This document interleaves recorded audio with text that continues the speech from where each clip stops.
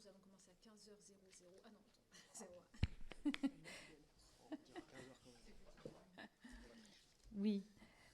Mes chers collègues, nous poursuivons nos travaux d'enquête sur les modalités du contrôle par l'État et de la prévention des violences dans les établissements scolaires en recevant Madame Sophie Macquart-Moulin, directrice adjointe des affaires criminelles et des grâces, accompagnée de Madame Anne Mao-Mercier, adjointe à la chef du bureau de la politique pénale générale. Nous avons entendu la semaine dernière le lieutenant-colonel Cyril Colliou, adjoint à la chef de l'office mineur du ministère de l'Intérieur. Nous constatons certaines difficultés de coordination et de partage d'informations entre le ministère de la Justice, celui de l'Intérieur et le ministère de l'Éducation nationale. Je précise que cette réunion est diffusée en direct sur le site de l'Assemblée nationale, puis il sera consultable en vidéo. Elle fera l'objet également d'un compte-rendu écrit qui sera publié. Notre échange prendra la forme de questions et de réponses. Je vous poserai des premières questions, puis les rapporteurs, Mme Violette Spilbou et M. Paul Vanier, prendront les questions suivantes. Auparavant, l'article 6 de l'ordonnance du 17 novembre 1958, relative au fonctionnement des assemblées parlementaires, impose aux personnes auditionnées dans le cadre des travaux d'enquête de prêter serment, de dire la vérité, toute la vérité, rien que la vérité. Je vous invite donc, madame, à lever la main droite et à dire « je le jure », voilà, en allumant votre micro. Je le jure. Je veux bien que vous éteigniez le micro, voilà, et pour que votre voisine puisse faire la même chose. Je le jure. Je vous remercie. Notre commission d'enquête s'intéresse aux violences commises par les adultes, par des adultes sur des enfants, donc des élèves en milieu scolaire. Le procureur de la République est destinataire de l'ensemble des signalements effectués sur ce type de situation. Pouvez-vous, s'il vous plaît, indiquer quel est le délai moyen de traitement de ce type d'affaires sur le plan judiciaire? Je vous remercie, je vous laisse la parole. Souhaitez-vous au préalable que je puisse tenir quelques propos liminaires pour présenter Tout à fait. les travaux de la direction, ne serait-ce que pour engager effectivement les échanges qui suivront? Ça nous ira parfaitement. Eh bien, c'est parfait. Madame, monsieur les rapporteurs, mesdames et messieurs les députés, mesdames et messieurs, je tenais au préalable à vous remercier d'avoir associé la direction des affaires criminelles et des grâces à vos travaux qui portent sur des sujets qui doivent nous engager tous collectivement. L'école doit être un sanctuaire où on doit effectivement développer la personnalité de nos jeunes enfants. Et il est inacceptable effectivement que de telles violences puissent y être commises. Certains faits dramatiques nous obligent tout particulièrement. Et c'est pour cette raison que depuis des années, le ministère de la Justice est fermement engagé pour lutter avec plus d'efficacité contre les violences, quelles qu'elles soient, physiques, psychologiques, sexuelles, commises sur des mineurs, en particulier dans les établissements scolaires. C'est une des priorités de politique pénale du gouvernement qui est régulièrement rappelée dans les circulaires et les dépêches qui sont diffusées aux procureurs généraux et procureurs de la République. Et pour évidemment ne citer que les plus récentes, je prendrai celle du 27 janvier 2025 qui est signée par notre actuel garde des Sceaux, mais j'évoquerai surtout celle du 28 mars 2023 qui est véritablement une très importante circulaire sur la lutte contre les violences aux mineurs, qui avait pour objectif de hisser cette lutte contre les violences contre les mineurs à un niveau d'engagement identique à celui qui a été mis en œuvre contre les violences intrafamiliales à la suite du Grenelle. C'est une circulaire cadre qui couvre tout le spectre du traitement des violences contre les mineurs, en rappelant à la fois les politiques de juridiction, les politiques partenariales, mais également la politique pénale de fond. Toutes les violences commises sur les mineurs sont visées, mais évidemment, tout particulièrement les violences qui vous intéressent aujourd'hui, commises dans les établissements scolaires. Le ministère de la Justice et la direction des affaires criminelles et des grâces portent, vous le savez, diverses missions tout d'abord la norme pénale en lien avec les initiatives du gouvernement, mais également les initiatives du Parlement. Nous sommes très régulièrement sollicités pour apporter une analyse sur tous les projets et propositions d'évolution normative. Et c'est pour ça que nous avons, ces dernières années, contribué avec la représentation nationale à l'enrichissement d'un arsenal juridique qui est riche, qui peut toujours s'améliorer, mais qui est là. Et pour citer juste quelques exemples de ces enrichissements récents, j'évoquerai évidemment l'aggravation de la répression des violences sexuelles, évidemment qui concerne toutes les victimes, mais en particulier celles qui peuvent être commises dans ou aux abords des établissements scolaires. La loi du 21 avril 2021, qui a notamment supprimé le consentement pour les relations sexuelles entre un majeur et un mineur. Mais je pourrais également évoquer le travail législatif qui a été mené depuis 35 ans pour allonger la durée de la prescription dans l'idée de favoriser la révélation des faits et donc de lever la difficulté que rencontrent nombre de victimes à pouvoir, même des années après la commission des faits, révéler des faits. Et vous le savez que les travaux normatifs ont consisté à retarder le point de départ de la prescription à la majorité et d'allonger considérablement ce délai de prescription pour aller jusqu'à 30 ans en matière de crimes sexuels, 20 ans en matière d'agression et d'atteinte sexuelle. Et puis évidemment, toujours sur ce même sujet, la loi du 21 avril 2021 a été très novatrice puisque là, elle a mis en place la prescription glissante. Toujours, et j'en finirai sur l'arsenal juridique pour illustrer mon propos, j'évoquerai cette loi du 14 avril 2016, sur laquelle vous ne manquerez pas de nous interroger, qui crée aux articles 11-2 et 706-47-4 du Code de procédure pénale un cadre beaucoup plus étoffé pour régir la transmission d'informations entre l'autorité judiciaire et les administrations, pour faire simple, mais évidemment, en particulier, l'éducation nationale dont il sera question. Cette loi prévoit un dispositif d'information soit facultatif, soit obligatoire, mais nous pourrons y revenir sans difficulté.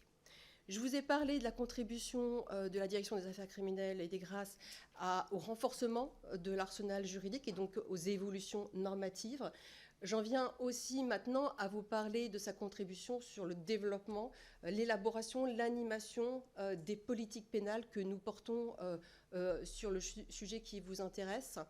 De très nombreuses circulaires et dépêches ont été diffusées ces dernières années à l'attention des procureurs généraux et des procureurs, avec notamment l'intention de favoriser la révélation des faits et la transmission des plaintes, des dénonciations auprès de l'autorité judiciaire. Donc là aussi, nous y reviendrons, je n'en doute pas.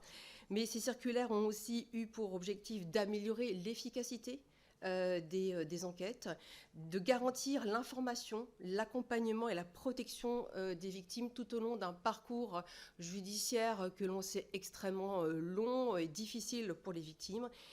Et évidemment, aussi, ces circulaires ont pour objectif de donner des instructions claires pour les procureurs et procureurs généraux s'agissant des réponses pénales qu'il convient d'apporter aux faits commis pour prévenir leur renouvellement et protéger les victimes. Je rentrerai quand même un petit peu dans le détail des axes forts que je viens de lister. S'agissant de la révélation des faits, le ministère de la Justice et la Direction des affaires criminelles et des grâces au premier chef, ces dernières années, a porté des politiques pénales qui souhaitaient absolument renforcer les partenariats entre l'autorité judiciaire et l'éducation nationale. Et ce, d'autant plus, et vous le savez, que l'article 40 impose à tout fonctionnaire, autorité constituée, de porter à la connaissance du procureur tout fait criminel ou délictuel dont il a connaissance dans l'exercice de ses fonctions. Donc ce partenariat, il est très important. Il se traduit par la conclusion de la signature de conventions avec les établissements scolaires publics, mais également privés, sous contrat ou hors contrat, essentiellement sous contrat. En tout cas, c'est un axe fort de politique pénale. Qui a notamment été mis en avant dans une dépêche du 8 octobre 2021 qui est importante pour nous parce qu'elle fait suite aux travaux de la CIAZ, de la commission indépendante sur les abus sexuels dans l'Église. Et cette dépêche diffusée au ministère public les invitait à justement passer de telles conventions avec les diocèses dans l'idée de favoriser la transmission à l'autorité judiciaire de signalements, de dénonciations, et donc de contribuer aussi au passage de relais lorsqu'une victime est en capacité de révéler les faits. Nous avons des chiffres plutôt récents qui datent d'octobre 2024 et qui confirment que les parquets se sont pleinement mobilisés pour répondre à ces dépêches, puisqu'on est à plus de 84% des parquets qui ont signé de telles conventions avec les diocèses. D'autres dépêches et circulaires vont dans le même sens, et pour ne pas alourdir les débats, je n'en citerai qu'une. C'est celle aussi du 5 septembre 2023 qui était relative aux infractions commises en milieu scolaire, qui invitait pareillement les parquets et les parquets généraux à conclure des partenariats avec l'éducation nationale et les établissements scolaires, toujours pour mettre en place des circuits de signalement et établir les modalités d'échange entre l'autorité judiciaire et l'éducation nationale, dans un sens comme dans l'autre. Et pareil, même si les chiffres sont peut-être moins actualisés que ceux qui concernent les conventions avec le diocèse, il ressort des rapports du ministère public établis pour l'année 2023 que nous étions à plus de 73% de conventions conclues, que d'autres étaient en cours de signature. Donc en fait, je pense que il est raisonnable de penser qu'aujourd'hui, on est à plus de 90% de parquets ayant passé des contrats, des conventions avec l'éducation nationale. Le partenariat, c'est essentiel. Ça passe par les conventions dont je viens de vous parler, mais ça passe aussi par des échanges et des contacts plus directs entre personnels et surtout entre les référents. Vous savez qu'ont été institués dans les parquets et même dans les services de l'éducation nationale, rectorat d'ASEN, des référents éducation nationale, référents justice, pour que chaque institution ait un point de contact et puisse plus facilement obtenir les informations nécessaires dans le suivi ou dans la transmission d'une information. C'est une pratique très ancienne qui a été généralisée à la suite d'une circulaire en date du 11 mars 2015. Pour vous dire que c'est une politique pénale qui est finalement très ancienne et dont nous voyons aujourd'hui le bénéfice. Et toujours à ce propos, et pour en terminer sur le partenariat avec l'éducation nationale, nous sommes au niveau de la direction des affaires criminelles et des grâces très attentifs aux bonnes pratiques qui peuvent exister dans certains ressorts. Et je pense notamment aux réunions souvent annuelles qu'organisent les parquets avec les chefs d'établissement de leur ressort et leurs équipes. C'est des rencontres importantes au-delà des conventions qui sont signées pour échanger sur les difficultés de chaque acteur engagé dans la prévention et la lutte contre les violences commises sur les mineurs dans les établissements scolaires. C'est l'occasion de faire le point sur les circuits qui ont été mis en place dans les conventions et d'améliorer les choses. Donc pour nous, c'est très, très important. Travailler sur la transmission des plaintes et dénonciations faites au titre de l'article 40, c'est essentiel, mais c'est évidemment pas suffisant. Et toute l'attention de la direction des affaires criminelles et des grâces porte également sur la qualité du traitement des faits dénoncés qui peuvent apparaître prescrits.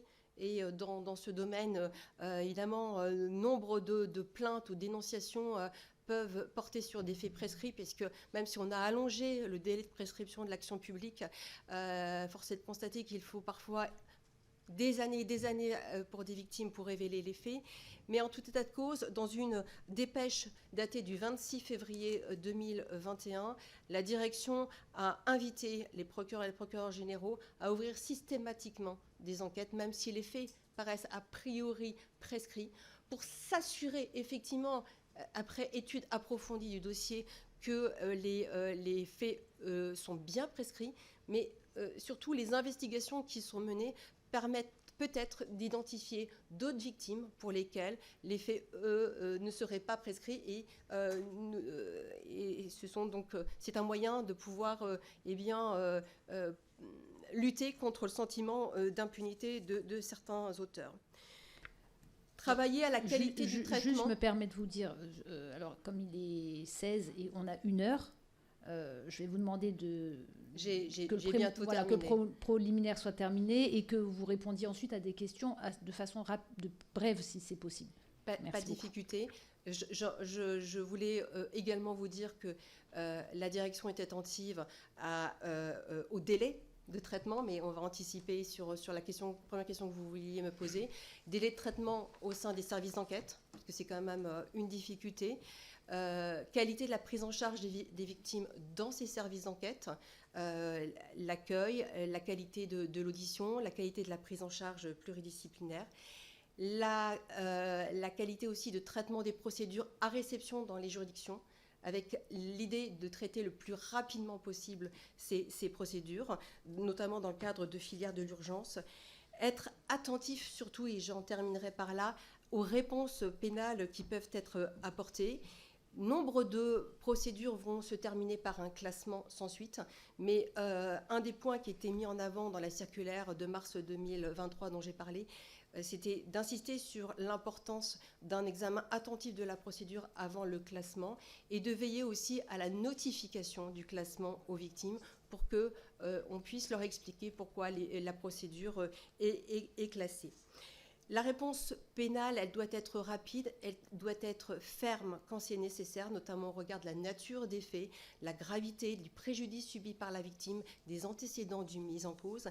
Et nous veillons aussi tout particulièrement à insister dans nos circulaires sur la nécessité de ne pas oublier certaines peines, telle la peine d'interdiction d'exercer une activité professionnelle ou bénévole impliquant un contact habituel avec des mineurs qui peut être obligatoire dans certains cas. L'inscription au FIJES, c'est essentiel, notamment pour, par la suite, veiller au contrôle d'honorabilité justement des personnes qui peuvent être recrutées par l'éducation nationale et évidemment veiller au retour d'informations que nous devons à l'éducation nationale ou à tous ceux qui ont transmis des plaintes ou dénonciations au parquet. Donc beaucoup a été fait, beaucoup reste à faire, nous n'en doutons pas, et nous sommes attentifs à ce qui nous remonte du terrain et également aux travaux que vous mènerez dans le cadre de cette commission. Voilà. Je vous remercie. Madame la rapporteure, allez-y.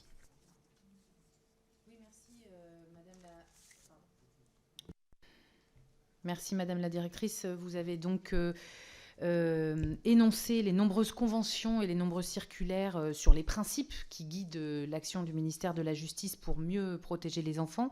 Et donc nous souhaitons, au regard des expériences de terrain, des documents collectés, des témoignages collectés, vous interroger plus précisément sur certaines actions de transmission et de traitement de ces informations signalées ou de ces signalements. Vous avez évoqué notamment le fait que vous poussiez pour que l'article 40 soit mieux connu, et c'est un souci aussi du ministère de l'Éducation nationale pour qu'il y ait des formations et que chaque fonctionnaire puisse signaler avec l'article 40. Dans l'autre sens, vous avez évoqué rapidement la nécessité d'informer le ministère de l'Éducation nationale du suivi des plaintes. Je vais revenir au moment du signalement. Lorsqu'un signalement est fait au procureur de la République, est-ce qu'il a immédiatement instruction et systématiquement d'informer l'Éducation nationale et ou l'établissement qu'une plainte vise l'un de ses personnels, et dans quel délai Ça va être des réponses très courtes pour pouvoir avancer dans le questionnement. La loi du mois d'avril 2016 que j'évoquais tout à l'heure et qui fixe un cadre de transmission obligatoire ou facultatif d'information à l'éducation nationale essaye de trouver un équilibre entre nécessité d'informer l'éducation nationale pour prévenir voilà, la commission peut-être d'autres faits ou préserver des victimes, mais aussi de garantir la présomption d'innocence et en tout cas les premiers temps de l'enquête. Donc la transmission d'informations telle qu'elle résulte des articles 11-2 ou 706-47-4 retarde un petit peu ce retour à l'administration, à l'éducation nationale au moment de l'engagement des poursuites ou de la condamnation, mais en tout cas l'engagement des poursuites. Donc au stade de l'enquête, il n'y a pas lieu immédiatement à transmission d'une information à l'éducation nationale. En tout cas, tel que c'est prévu dans les articles que je viens de viser. Cela n'évite, ne dispense pas, le cas échéant, de contact entre référents que j'évoquais. Mais en tout état de cause, voilà. Donc, pas de transmission systématique au moment du signalement, pas de transmission systématique, donc c'est possible, mais ce n'est pas systématique. Il peut y avoir un échange informel entre le référent justice territoriale au parquet et le référent de l'éducation nationale au niveau de l'académie pour informer qu'il y a une plainte, mais c'est informel, c'est ça que j'entends ? Le bien de signalement qui n'émane pas de l'éducation nationale.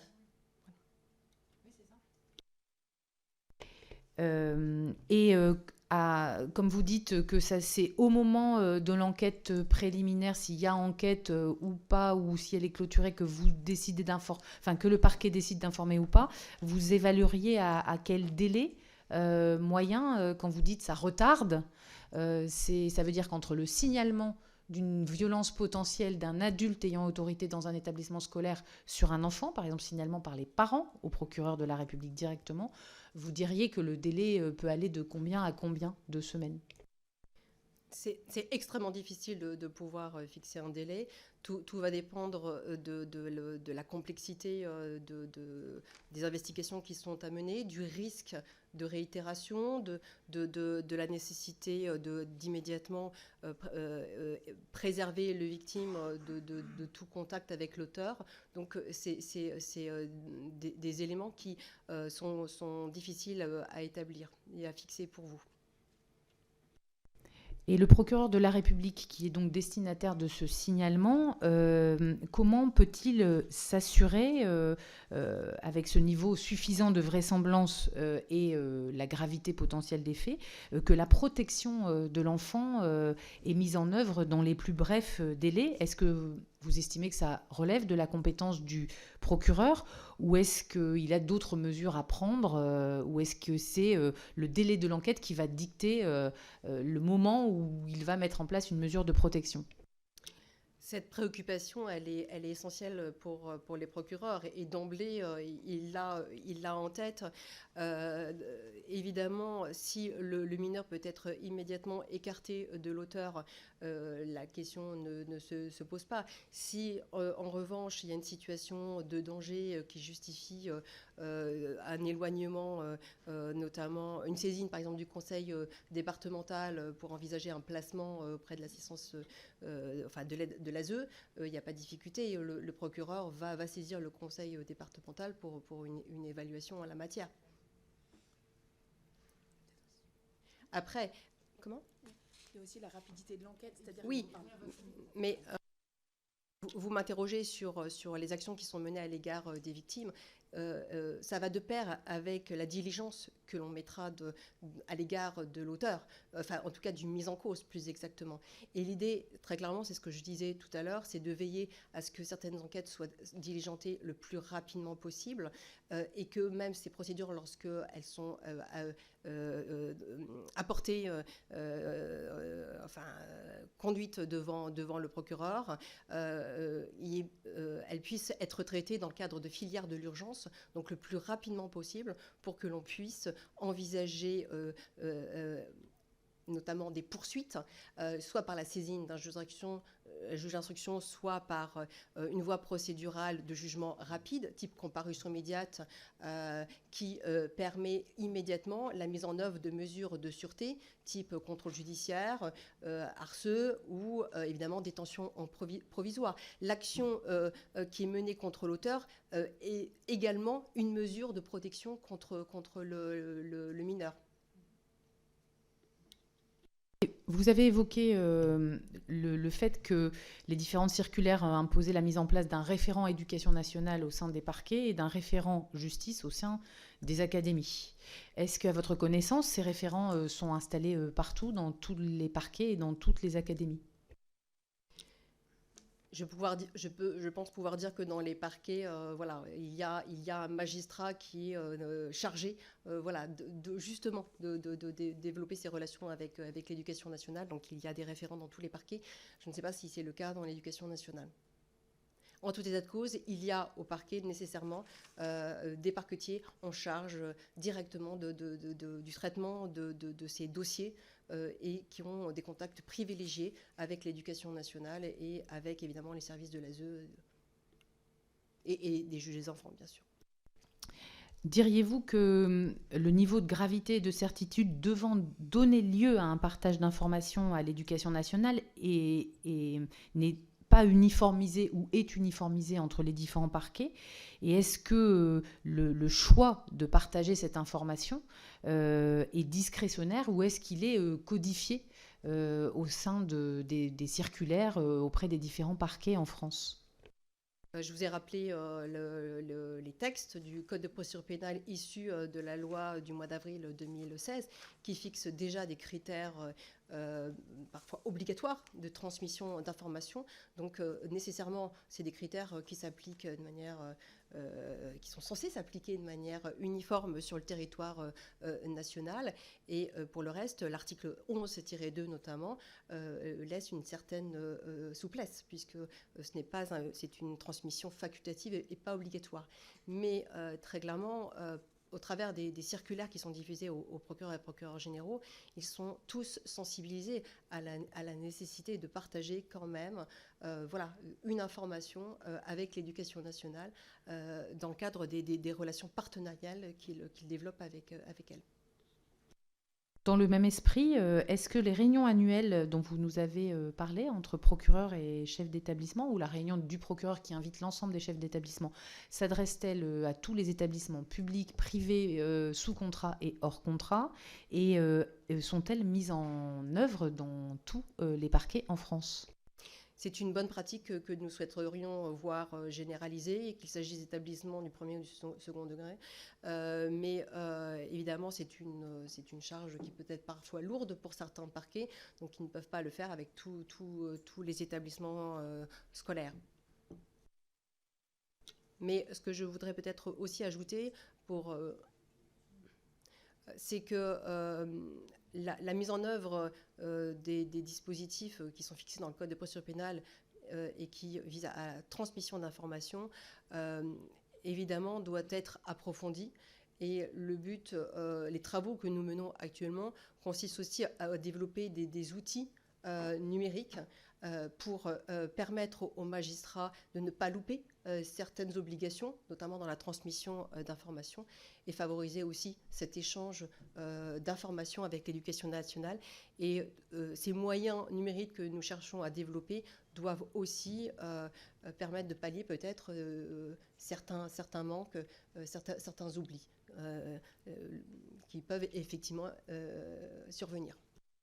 Donc aujourd'hui, vous, au niveau central, au niveau de la direction, vous n'avez pas une vision consolidée de la mise en place régulière de ces réunions annuelles qui, par principe, devraient se tenir des procureurs envers les chefs d'établissement. Et vous me dites, avec certains établissements, où vous ne savez pas non plus s'ils invitent tous les établissements publics, privés, sous et hors contrat, ou si c'est seulement les publics, ou c'est variable selon les parquets. Est-ce que vous refaites remonter cette invitation, par exemple les comptes rendus de ces réunions annuelles, ou les ordres du jour sont-ils avec des directives nationales, ou est-ce que c'est complètement laissé, à part une circulaire, à la main d'organisation des parquets ? je ne peux pas vous dire que tous les parquets procèdent à ces réunions annuelles. Ce sont des bonnes pratiques que nous souhaitons voir généralisées. Mais encore une fois, même si ces réunions ne se tiennent pas dans tous les ressorts, les échanges avec l'éducation nationale existent dans tous les ressorts. Donc il y a ces conventions, je vous ai rappelé les chiffres, il y a ces référents éducation nationale et justice qui sont en lien très fréquent. Donc même si effectivement nous souhaitons que ces réunions puissent se généraliser, elles ne se tiennent peut-être pas dans tous les ressorts, oui. Dans l'autre sens, est-ce que le procureur de la République est informé systématiquement, à votre connaissance, des mesures conservatoires ou des sanctions disciplinaires prises par l'employeur à l'encontre de personnel qui seraient mis en cause pour des faits de violence ? Alors, l'article 40, évidemment, impose la transmission d'une information relative au crime ou au délit dont l'autorité constituée a connaissance dans l'exercice de ses fonctions. Et à travers cette transmission, on a parfois connaissance des mesures conservatoires ou disciplinaires qui peuvent être engagées ou prises, mais ce n'est pas toujours une information complète qui est portée à la connaissance du parquet sur ce sujet. Elle peut être transmise au parquet par la suite, dans le cadre d'échanges ultérieurs, mais il arrive que le parquet ne soit pas informé des suites données à la procédure disciplinaire. C'est un élément qui apparaît dans les conventions de partenariat, normalement, la transmission systématique de cette information de l'employeur au parquet ?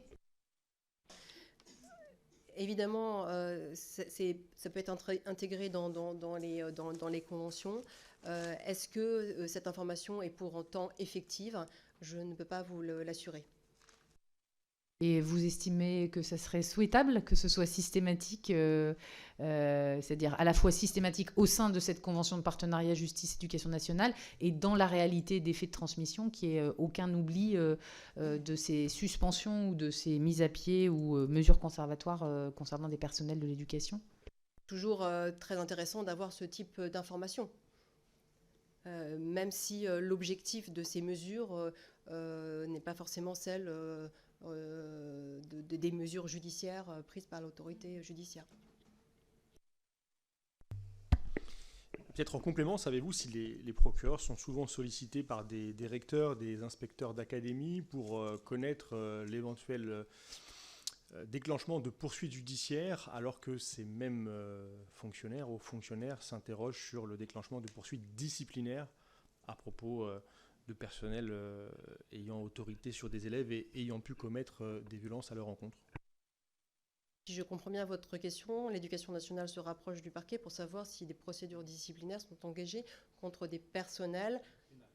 Oui, des procédures judiciaires pénales contre les personnels qu'ils emploient.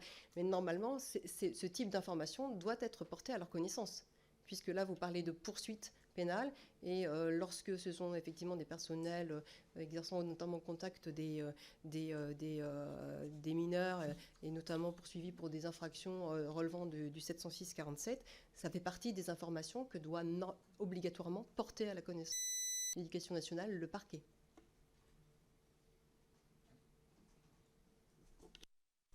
Et cette transmission, elle est normée, elle est forcément écrite, parce qu'on peut avoir le sentiment, pour avoir échangé avec des recteurs par exemple, que c'est parfois de l'ordre de conversation téléphonique qui peut conduire à cette discussion. Est-ce que de ton côté, tu as engagé une procédure pénale ? Est-ce que de ton côté, tu as engagé une procédure administrative ? Donc est-ce que tout ça est normé et par écrit, systématiquement par écrit, ou est-ce que cela peut renvoyer à des pratiques informelles entre acteurs ? Les textes prévoient une transmission par écrit. Très bien, je voudrais vous interroger sur le cas particulier de l'établissement Notre-Dame de Bétarame et sur une pièce que nous avons pu consulter qui émane du procureur de la République de Pau, qui est datée du 17 septembre 1996. Et elle est intitulée « Avertissement avant poursuite ». Cette pièce, elle nous a interpellés parce que le procureur, dans ce document, s'adresse à deux personnes, le père L et un certain Thomas C. Tous deux ont fait l'objet d'une plainte pour violence. Et dans ce courrier, le procureur leur indique, je cite, « Compte tenu des circonstances de cette affaire, j'ai décidé de ne pas lui donner de suite pénale. Il va de soi que cette décision pourra être révisée en cas de survenance d'éléments nouveaux ou de récidive de votre part. Je souhaite que vous sachiez tenir le plus grand compte de cet avertissement. » Alors, est-ce que ce type d'avertissement avant poursuite était prévu, habituel à cette époque, on est en 1996, dans des affaires de violence, sans que soit mentionnée une réparation des victimes, une peine alternative ou une période probatoire? Alors évidemment, je ne pourrais pas répondre précisément à votre question s'agissant de cette affaire en particulier, puisque je n'ai pas autorisation de me prononcer sur une affaire individuelle et pas davantage l'autorisation de m'immiscer dans une affaire individuelle. Mais ce que je peux vous dire, c'est que le procureur dispose de la liberté, du principe de, enfin, la liberté de classer et d'engager, en l'absence de classement, des alternatives aux poursuites, voire des poursuites. Donc il a la liberté de l'exercice de l'action publique. Et je vous ai rappelé également que dans la circulaire du mois de mars 2023, qui a été diffusée donc récemment, une attention particulière a été portée au classement sans suite, qui est toujours possible, hein, mais que le procureur doit décider après examen attentif du dossier. Il en va de même quand je vous disais que les alternatives aux poursuites, et donc les rappels à la loi, qui n'existent plus d'ailleurs maintenant. Hein. Les avertissements, ils ont été supprimés au bénéfice de l'avertissement pénal probatoire. Mais en tout cas, toutes les mesures alternatives aux poursuites, qui peuvent consister à recevoir un individu et à lui faire un avertissement solennel, doivent être réservées aux faits les moins graves.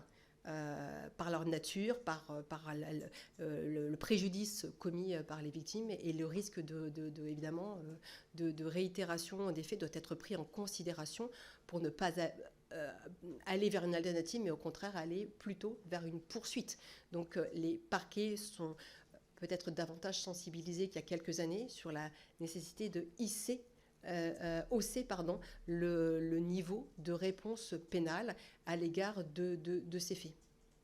Étant précisé que le classement dont vous me parlez, je ne sais pas précisément de quel fait il s'agissait. Mais en tout état de cause, sur les infractions commises au sein des établissements scolaires, en fonction de la nature de ces faits, les parquets sont de plus en plus attentifs à la réponse pénale qu'ils donnent. Donc, il n'y aurait pas eu, après 2023, d'avertissement sans poursuite, ou l'équivalent d'un avertissement sans poursuite tel que pratiqué aujourd'hui, sur des faits de ce type de violence, donc plainte pour violence contre des personnels encadrants d'un établissement scolaire? Encore une fois, le procureur est libre d'apporter la réponse qu'il souhaite dans un dossier en particulier. Mais il est vrai que la qualité du mise en cause fait partie des hypothèses où la chancellerie invite effectivement à des réponses autres qu'un simple avertissement. Il y a un avertissement avant poursuite dans les années 90, en 1996. Est-ce qu'à votre connaissance devait-il être nécessairement porté à la connaissance de l'administration d'éducation nationale, du Conseil général et ou de la direction diocésaine? Alors, la loi de 2016 n'avait pas été adoptée. Donc il est difficile pour moi d'y répondre. En tout état de cause, dans le cadre qui existe actuellement et dans la mesure où il n'y a pas eu de poursuite, on n'est pas dans un cadre de transmission obligatoire de l'information. Concernant l'établissement du village de Riaumont à Liévin, une information transmise en 2019, on est sur des faits beaucoup plus récents, par le procureur au recteur d'académie et au préfet, mentionne notamment, je cite, « Plusieurs crimes et délits de violence physique et sexuelle réputés avoir été commis par différents types de personnel durant ces dernières années. » Savez-vous si d'autres signalements avaient été reçus par le parquet concernant cet établissement antérieurement à cette date et quelle suite y avait été donnée? Et est-ce que ces informations avaient été, avant 2019, transmises au préfet ou au rectorat ou auraient dû aurait dû, être systématiquement transmise au préfet et au rectorat avant 2019. Je ne peux toujours pas répondre en lien avec cette affaire individuelle. Alors moi, je vais pourtant vous interroger sur une autre affaire, celle du lycée Bayen de Châlons en Champagne, où une enquête judiciaire a été ouverte en avril 2023, après que des signalements aient été reçus par le parquet. Est-ce que le parquet, dans cette affaire, a informé le recteur de l'Académie de Reims ou l'administration de l'Éducation nationale des 9 plaintes déposées contre le mis en cause étant un enseignant? Et si oui, savez-vous quelle suite a été donnée par les services de l'Éducation nationale à cette alerte du parquet de Reims?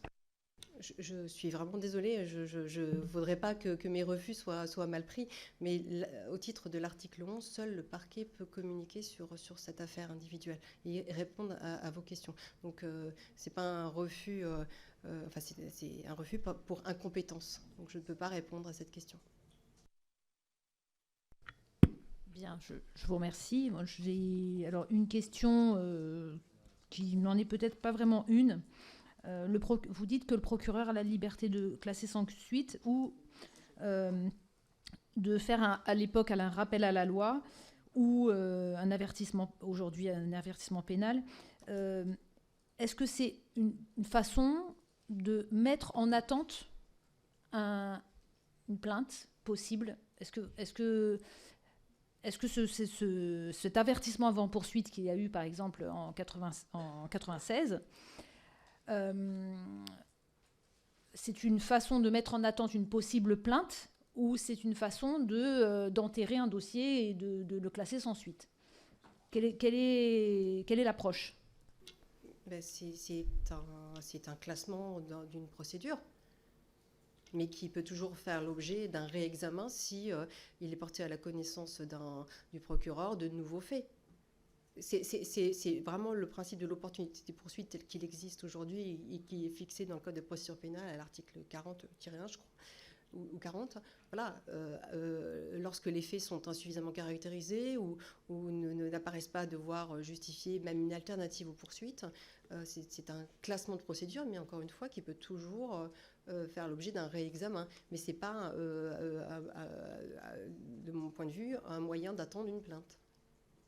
Ou alors, parce qu'il n'y a pas suffisamment d'éléments, que la victime n'a pas... J'évoquais tout à l'heure les difficultés pour une victime de révéler les faits, même plusieurs années après la commission de ces derniers.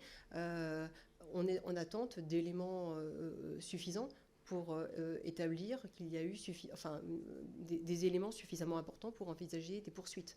Ou en tout cas la saisine d'un juge d'instruction pour investiguer davantage. D'accord, donc là, l'avertissement avant poursuite, c'est pour l'instant un classement en attente de la possibilité qu'il y ait d'autres éléments. En fait, je ne voudrais pas qu'on reste sur cette affaire individuelle. Aujourd'hui, un procureur qui décide de classer une plainte, c'est qu'il estime qu'il n'a pas en l'état suffisamment d'éléments pour poursuivre des investigations et mettre à jour effectivement la commission des faits. Oui, en fait, on ne parle pas de la même chose. Ben Moi, oui, je parle de 1996. Je ne parle pas d'une affaire, je parle d'un avertissement avant poursuite dans une affaire pénale. Avertissement avant poursuite. Qu'est-ce que ça veut dire? Ça veut dire, monsieur, vous n'êtes pas poursuivi aujourd'hui. Je vous délivre un avertissement solennel. Vous êtes prié de ne pas réitérer les faits. Et si d'aventure vous deviez à nouveau commettre des faits similaires ou autres, je pourrais revenir sur ce classement et engager des poursuites si les faits ne sont pas prescrits. D'accord, je vous remercie. On va passer peut-être... allez-y, monsieur Vanni. Oui, c'est une précision, puisque dans l'affaire du lycée Bayen de Châlons-en-Champagne, le mis en cause est décédé. Donc il n'y a plus de poursuite judiciaire engagée, plus de procédure judiciaire. Est-ce que vous pouvez donc répondre aux questions que je viens de vous adresser au sujet de cette affaire? Même si l'auteur est décédé, je crois que la procédure est toujours en cours, puisqu'il y a des auditions qui sont certainement peut-être prises. Pas parce que l'auteur est décédé que tout de suite le parquet s'est précipité pour classer pour extinction de l'action publique.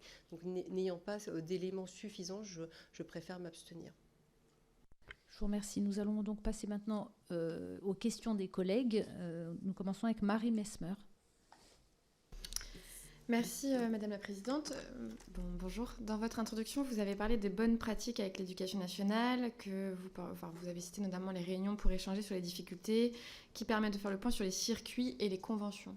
On a auditionné il y a peu de temps des représentants de l'éducation nationale, des syndicats, qui nous ont dit que dans certains départements, il y avait des conventions, des process établis avec notamment une note qui revenait sur les différences entre les IP et les signalements, le parcours d'un article 40, pourquoi un article 40 plutôt qu'un signalement au CRIP, les ressources, notamment les permanences d'avocats qui peuvent être disponibles pour venir conseiller les professeurs, les numéros d'appel d'urgence, notamment la différence entre le 119 et d'autres numéros.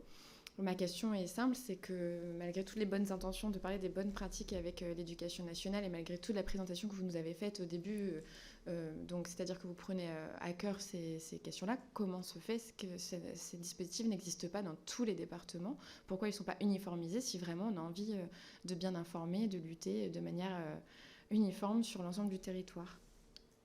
Je vous ai dit que pratiquement dans tous les ressorts, il y avait des conventions de ce type qui avaient été signées. La question, c'est au-delà de la conclusion de ces conventions, c'est de les faire vivre, effectivement. Et je crois, moi, qu'il est important qu'au-delà d'un écrit signé, il y ait des échanges, effectivement, entre personnes, et qu'on sensibilise aussi les magistrats à être bien au clair sur les cadres légaux qu'ils doivent respecter, notamment ces obligations de transmission obligatoire d'informations. Et il est important aussi, au-delà des moyens que l'on peut renforcer dans les juridictions pour bien traiter ce contentieux, on puisse aussi développer des outils numériques pour ne pas oublier certaines étapes procédurales, comme celle du retour sur les suites qui ont été données à une affaire. Dans le cadre des charges qui pèsent sur les parquets, les juridictions de manière générale, la difficulté, c'est de ne pas oublier de procéder à un avis, une notification, une transmission.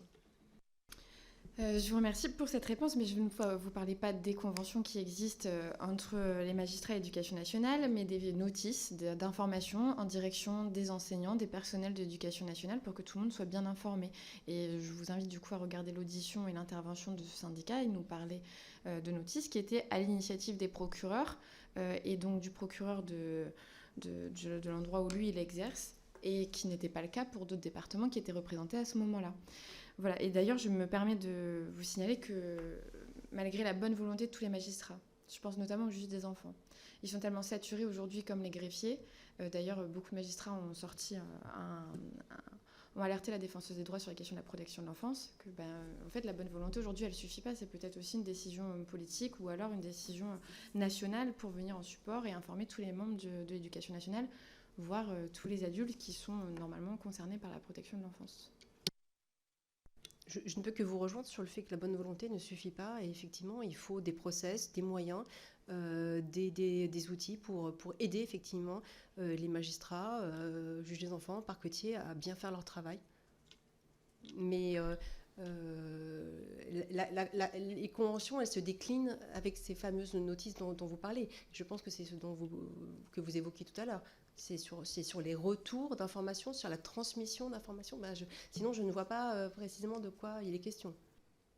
Non, comme je vous expliquais, c'est une information, donc là c'était plutôt des procureurs, en direction des personnels de l'éducation nationale, qui expliquent la différence entre la CRIP, le parquet, qui explique la différence entre le 119, un signalement, une information préoccupante, le chemin de l'article 40, et en effet des suites, parce qu'ils se plaignent tous d'ailleurs de n'avoir jamais de suite à leur signalement. Donc, il y a quand même l'idée des suites à donner. Mais là, vous parlez peut-être plutôt effectivement d'une information générale.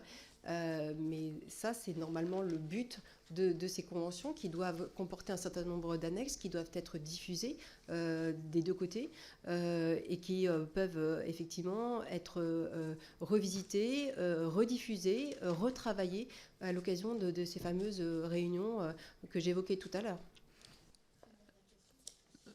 Oui, on a encore 2 questions. Monsieur Bonnet, puis on va poser les 2 en même temps. Et Madame Melchior. Merci Madame la Présidente, bonjour. C'est pour une petite précision et quelques questions derrière. S'il y avait un signalement hors éducation nationale, il n'y avait pas forcément de relais de ces faits vers l'éducation nationale. C'est pour avoir une confirmation.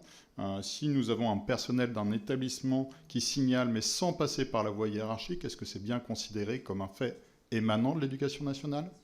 Voilà, ça c'est une confirmation que j'aimerais avoir. Et ensuite, des petites questions complémentaires.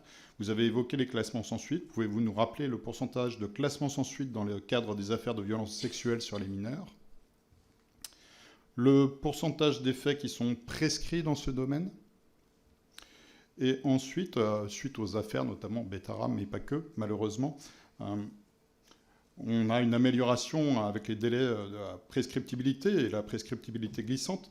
Néanmoins, dans les affaires actuelles, qui ont un déroulement très important au niveau du temps, au niveau du nombre de victimes, ces affaires montrent à quel point les révélations des faits peuvent être difficiles pour les victimes et donc retardées.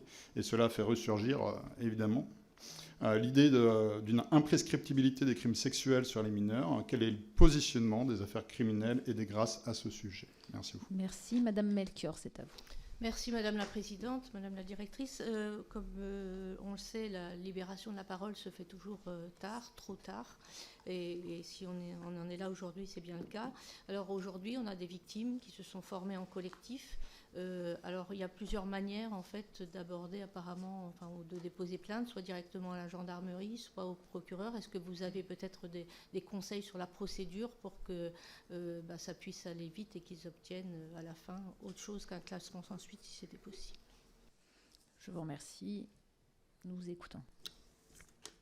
Alors, s'agissant des plaintes, il est toujours, de mon point de vue, préférable de s'adresser tout de suite à un service d'enquête parce qu'un courrier peut être parfaitement adressé au procureur sans difficulté, mais ce n'est pas le procureur qui va entendre la victime. Donc, si on veut gagner du temps, je pense qu'il faut tout de suite peut-être aller vers un service d'enquête. Ça n'empêche pas que le cas échéant que la victime, en tout cas celle qui souhaite initier une démarche de révélation des faits, puisse s'entourer de conseils, notamment en allant voir l'association d'aide aux victimes. Je crois que c'est important aussi pour qu'elle puisse être orientée vers le service le plus adapté, même si le procureur peut par la suite en saisir un autre, et qu'elle puisse, le cas échéant, même être accompagnée, parce que franchir la porte d'un commissariat ou d'une gendarmerie, on sait que c'est difficile, et de ne pas être seul, c'est important. Donc voilà, en tout cas, sur le processus à engager. Évidemment, nous avons, je n'ai pas les chiffres immédiatement à vous livrer, mais ils pourront vous être communiqués par la suite parce que nous les avons évidemment parfaitement travaillés dans d'autres instances. Évidemment, le mouvement de révélation de la parole, des faits, nous ne pouvons que nous féliciter. Emporte de très très nombreuses procédures, saisines des juridictions, avec en regard un taux évidemment de classement qui peut être extrêmement décevant, mais qui est aussi à mettre en lien avec la difficulté pour les juridictions et les services d'enquête au premier chef à établir la réalité ou leur donner une consistance suffisante pour engager des poursuites, alors que l'on sait que voilà, avec le temps qui s'écoule, il y a une déperdition accrue de preuves et qu'il est parfois d'autant plus difficile d'établir les faits dénoncés, qu'ils ont été commis dans un huis clos, qu'il n'y a pas de témoins, etc.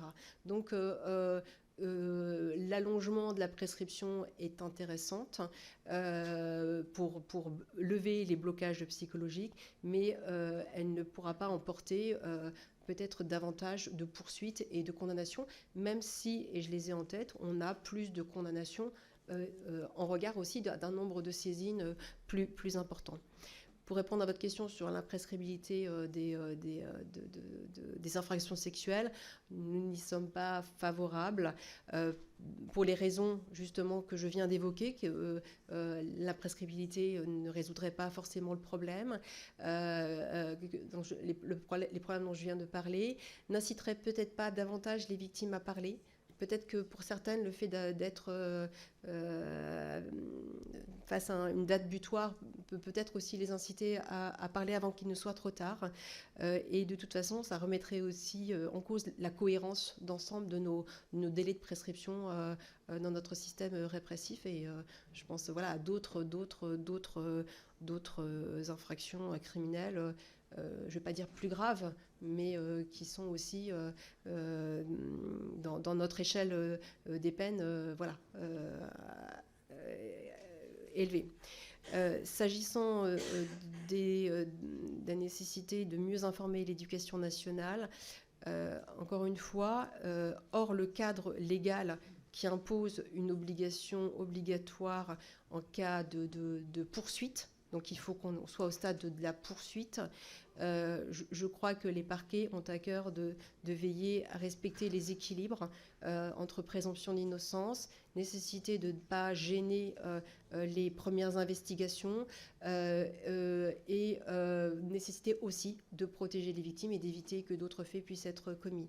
Donc, il existe des échanges entre les procureurs et les référents de l'éducation nationale. Donc, peut-être hors cadre obligatoire, mais il existe ce type d'échange. J'espère avoir répondu à votre question. Je vous remercie, Madame la rapporteure. Oui, merci Madame la directrice. Deux dernières questions rapides parce qu'il nous reste 3-4 minutes. La première question, c'est sur ce sujet de la prescriptibilité.